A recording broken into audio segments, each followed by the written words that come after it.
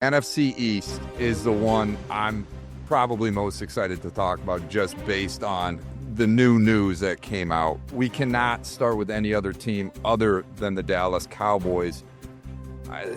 Richard, we talked about it off air. We've talked about it on air. Jerry Jones. I just go back to Mark D'Antonio, man. I'm such a Michigan State Spartan fan, and he had one iconic line as pertaining to Mike Hart and the University of Michigan Wolverines when Mike Hart called him little brother. Mark D'Antonio went on and said, pride comes before the fall. Has Jerry Jones's pride gotten in the way? Yeah. He's gotten in the way in a big way. I think this is one of those franchise-defining moments that could have been avoided, where you drafted well, developed well, all pro players. You did it with Dak Prescott, you did it with CD Lamb, Trey Diggs, etc. You paid the guys. Tyron Smith is in there. They used to have offensive linemen, but now a guy who impacts, you watch the Philadelphia Eagles in your division go to the Super Bowl with one of the most ferocious pass rushes, terrorize one of the best quarterbacks in the National Football League on their way to a Super Bowl, dominant Super Bowl win. And you said, yeah, I think we should trade away our best pass rusher because that seems like the path to the Super Bowl. Makes a lot of sense. I know that every other Super Bowl has had something to do with defense and a dominant pass rusher and a dominant pass rush. Even when the San Francisco 49ers lose to the Kansas City Chiefs the year before, what was the defining play? It was Chris Jones pressure on Brock Purdy unblocked. That if he's picked up, San Francisco wins that Super Bowl. He wasn't. He gets to the quarterback. You look at the Super Bowl between the Bengals and the Rams. Oh my God. Jamar Chase, wide open, for a touchdown to win the game. What happens? Aaron Donald ruins it. Like, Patrick Mahomes loses to Tom Brady and the Tampa Bay Buccaneers. Both tackles out. Pass rush. Beat the crap out of him. Lost. So, when you see these things happen over and over and over and over, and you see how the league has evolved, but you see the factor in the end, in these big games, is usually pass rush. Like, you got the receiver quarterback combo, cool. You have to have the franchise quarterback, that makes sense. But defensively, you have to have the pass rush. So what you did was put your team further away from a Super Bowl because you didn't want to negotiate with an agent. So you talk about pride comes before the fall. This was stupidity. This was utter nonsense because you can't justify this any other way. And you're like, oh, we got a boatload of picks for Mike. Picks don't mean nothing. Like, picks are a bunch of fluff and conjunction. Like, conjuncture. Like, there's nothing that those picks are going to do to help you this year. And I saw Dez Bryant put out a tweet, oh, we're going after Arch Manning in a couple years. That's why we're stacking up picks. But what? How does that help you win a Super Bowl? You are paying Dak Prescott $60 million. So bringing in Arch Manning is going to make the difference? I don't think that does it. Defense, pass rush is what you need to be securing, and you just made your defense a lot worse. A lot worse. Not that Kenny Clark isn't a great player and a Pro Bowl player and is going to be impactful at the defensive tackle position, probably help them stop the run. But now they're going to just be able to drop back and pass. You got worse. I'm sure the Philadelphia Eagles, Washington Commanders,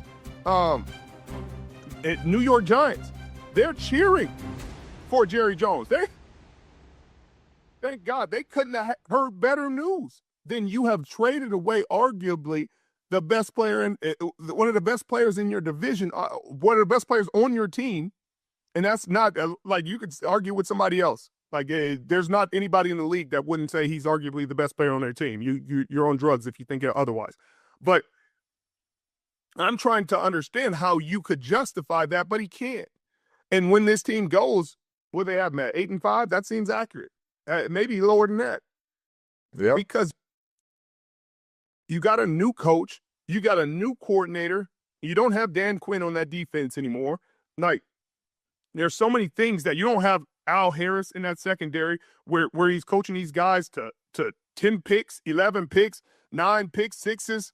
Like, you got rid of a lot of the things that made you great and got worse. I echo your sentiments. And we saw it when DeMarcus Lawrence left town too. I mean, here's a guy who was a stalwart for this team, who spent his entire career with the Dallas Cowboys.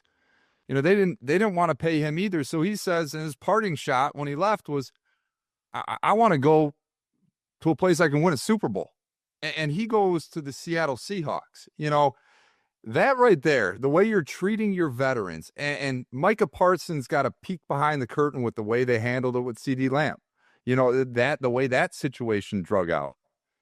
Jerry Jones is just shooting himself in the foot because he watched Amon-Ra get paid. He watched Tyreek get paid. He watched all these other guys get paid. And then he says, I got to pay CeeDee Lamb. If he would have just been proactive and signed the guy 3-6 months earlier, he would have saved $5 million a year. I mean, you look at the Amon-Ra St. Brown contract, which is pretty much what he could have signed CD for. And now St. Brown is not even a top 10 paid wide receiver in the league. You know, the same thing with Bosa.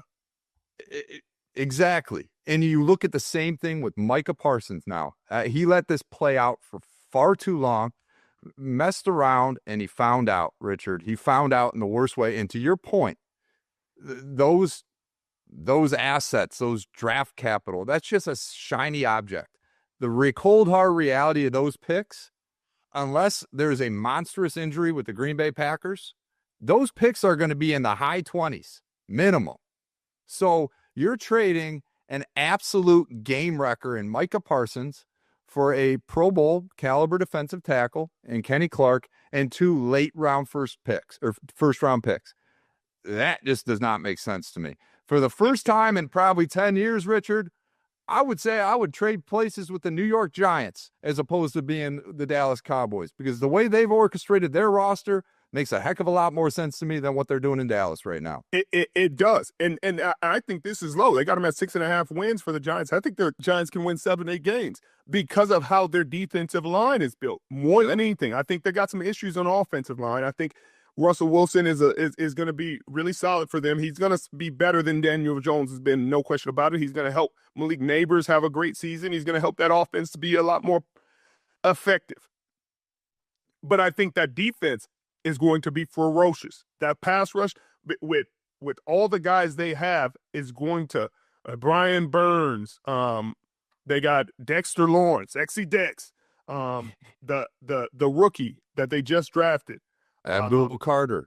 Like Kayvon Thibodeau. Like, that's those 4 on 3rd down and 9. Oh, like, who wants to deal with that?